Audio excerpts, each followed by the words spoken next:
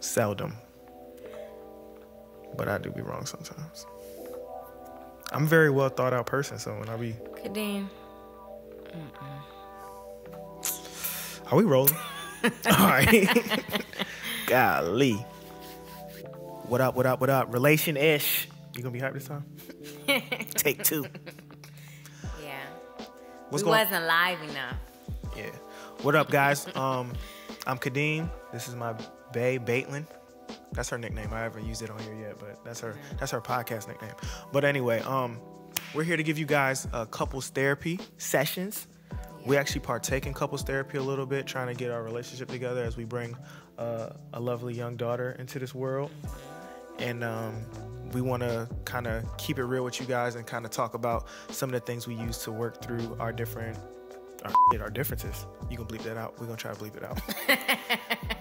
We have a lot of differences. All right. So today, couples therapy session 1, we're going to talk about love and respect. Yes. As it pertains to an argument, kind of, because I think sometimes in arguments people lose respect, and sometimes the love gets lost in translation during your quarrel, if you will. So Caitlin's been reading this book. I be trying to do a little something. Caitlin's been reading this book. I think it's titled Love and Respect. Mm-hmm. It's titled Love and Respect, but she asked me a question the other day to see what my answer was going to be. I'm going to share it with you guys, and we're going to kind of unravel the meaning of it. So the question she asked me was, if forced to choose, which would you prefer to endure? To be left alone and unloved in the world, or to feel inadequate and disrespected by everyone?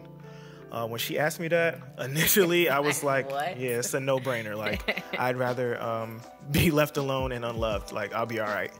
And if you want to explain to them kind of further what the question is about. Yeah. That was my answer, though. Yeah. So my answer was the same, to be left alone and unloved, because nobody wants to feel disrespected by everyone. Correct. So, I mean, I think that's something that a lot of people, they want to feel loved, but they also want to feel respected. Now, the whole thing with the first answer, to be, what was it? To be left alone. To be left alone and unloved in the world. If you chose that answer, which typically men chose it, it's because they value respect more in a relationship. Whereas if you pick the second one, which was... You mean the first one? The second one, to be disrespected and feel inadequate. Yeah, to feel inadequate and be disrespected by everyone. If you chose that one, then you value love more, and actually more women said that they would rather feel that. So the whole basis behind this was, in an argument or when there's a disagreement or just in a relationship, when two people are, going through things, men want to feel respected. They don't want to be, talked down to by women. They don't want us to yell at them. They don't want us to curse.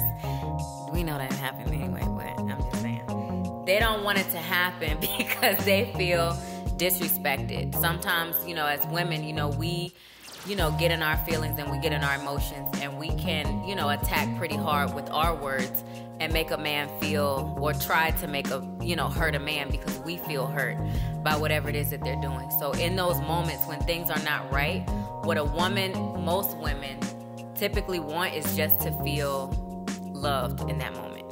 So like, for example, when Kadeem and I argue, even if I know that the argument's not that serious and I just go off and I'm raising my voice or I curse or whatever. Which is usually always. Yeah, it is always. I'm not even going to front. Which is usually always. Yeah, so when I do that, even if he's done nothing wrong or if it's nothing that really needs to go up that far, it's still the way that I present it to him, it can come off to where he already feels disrespected and then he feels defensive. So he's not going to give me that loving response that I need if I'm just going off on him.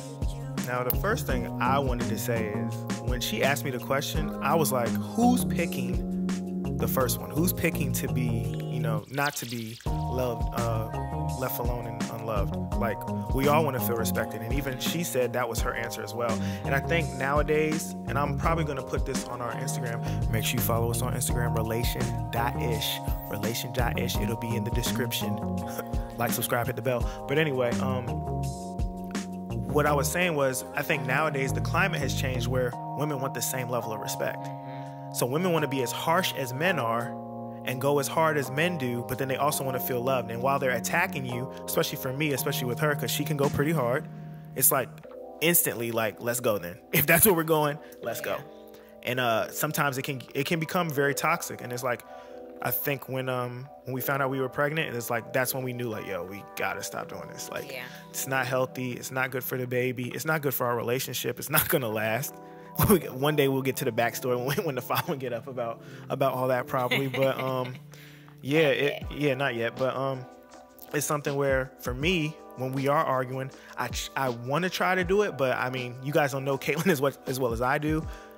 I've known her for a long time. She goes hard. Like, that's the persona that she gives everybody. And then even with me, like, it don't turn off. Like, she come in the door, if she's upset, you're gonna feel it. And then when you're arguing, it's like, yo, you're coming at me, I can go with it. And as a guy, like, you're not gonna throw a stone at me, I'm not gonna throw one back. I try not to do that. And then from the question and her explaining it to me, it's like, okay, maybe I do need to try to be a little softer.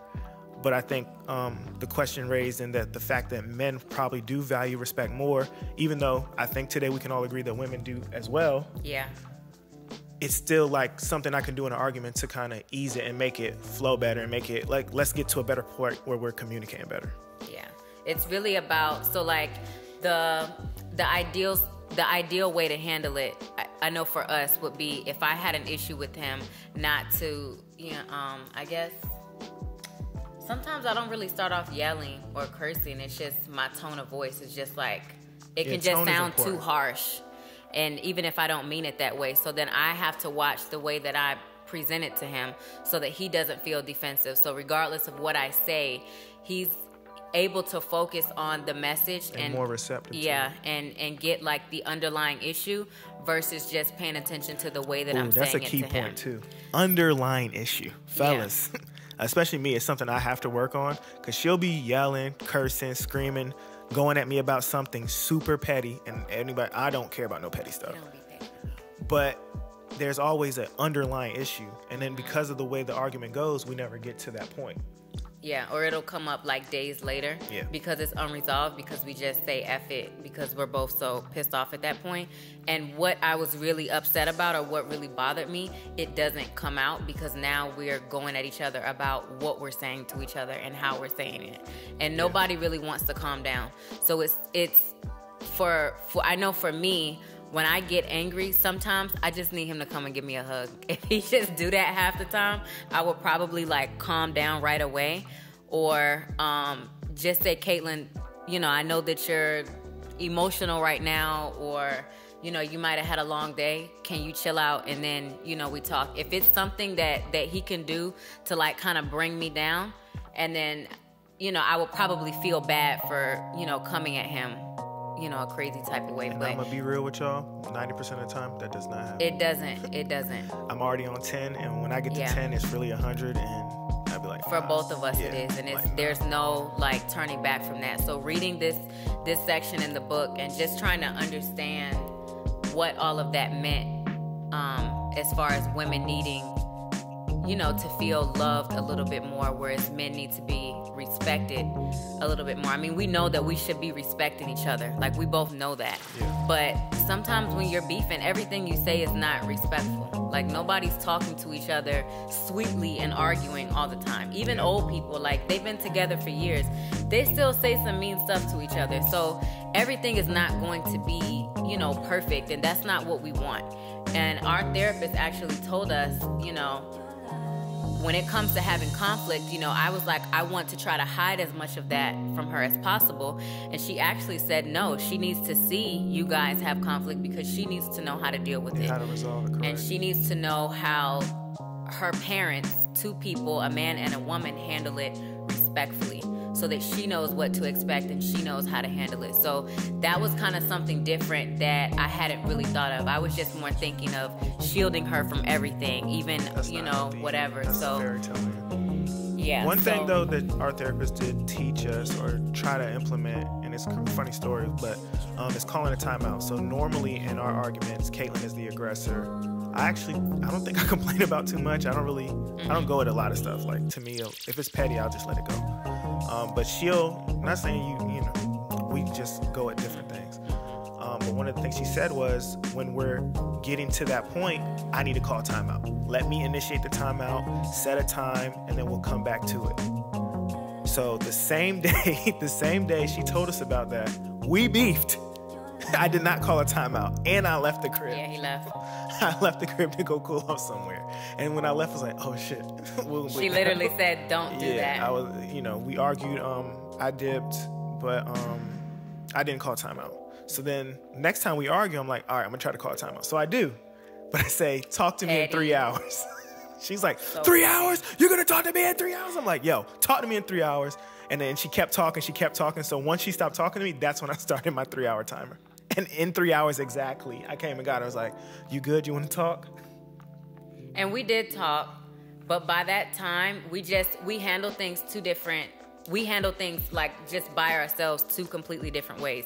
I can go up in like 2 seconds, but I can also come back down in 2 seconds. It really just depends on how he responds to me. But I have to understand that, one, he doesn't do that. He doesn't operate like that. And a lot of people actually don't operate like that. I don't know if that's weird that I do that, but yeah, if I go up, then it took a lot for me to get there. So if I'm up there, then it's like I'm there.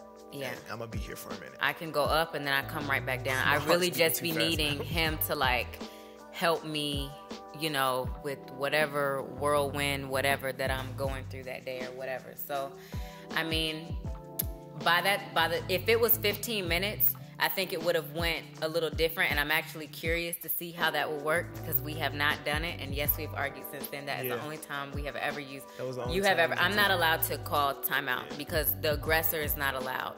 The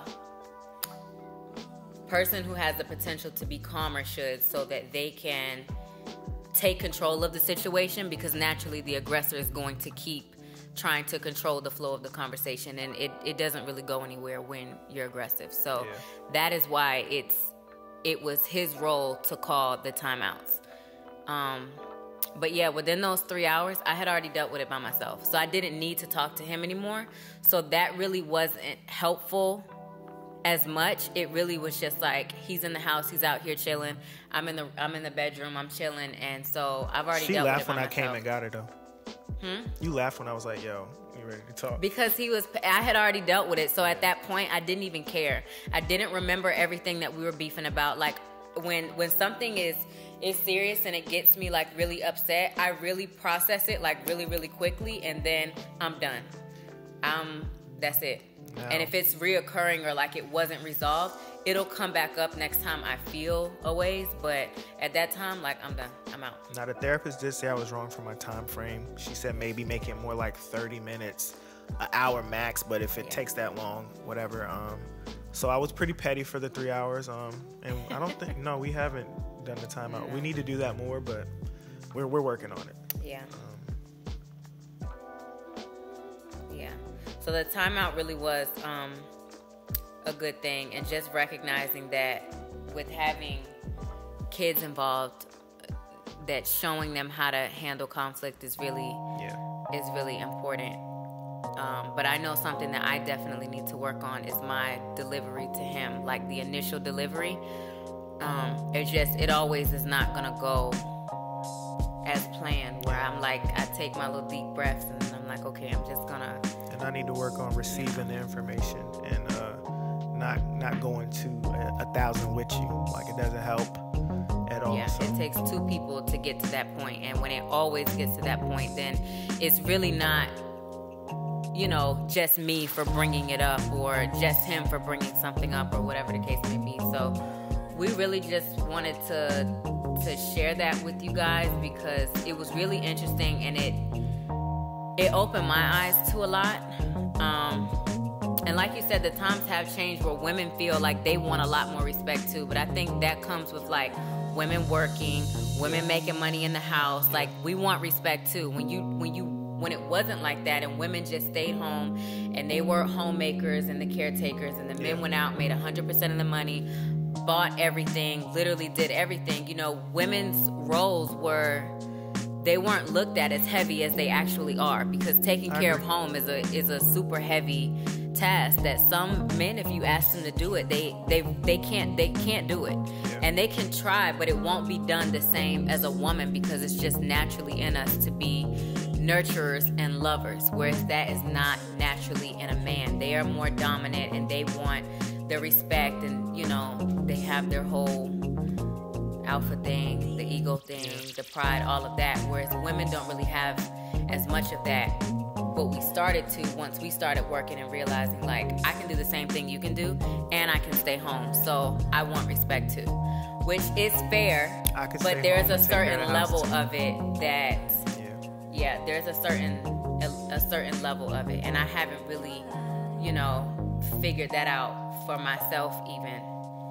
I mean, of course I want to be respected too, but I know that at the end of the day, when we're arguing or something is going on or there's any type of conflict, I would really prefer for him to find like that moment where he takes control and calms me down, so that I can, you know, I'm working on it. Everything full circle. I'm working on it. But to sum it up, guys, love and respect your partner. Yeah. Know each other's buttons to push and what their limits are. And just communication is key. That's a key point. And like she said, women want their equal respect, but I think sometimes like we gotta remember who's the man. I think one thing that me and Caitlin talked about was, you know, sometimes I'm like, yo, you want to be the guy in this situation and you're not, you know. And with her answer, I was like, oh, she could see like, and as she's reading the book, she's like, I guess I could see that. So yeah. Make sure you love and respect your partner. We appreciate you guys for watching our video. And I hope you guys remember some of this stuff the next time you guys get in conflicts with your partners. It's really just something good to just have in your mental and just to think about the next time something happens.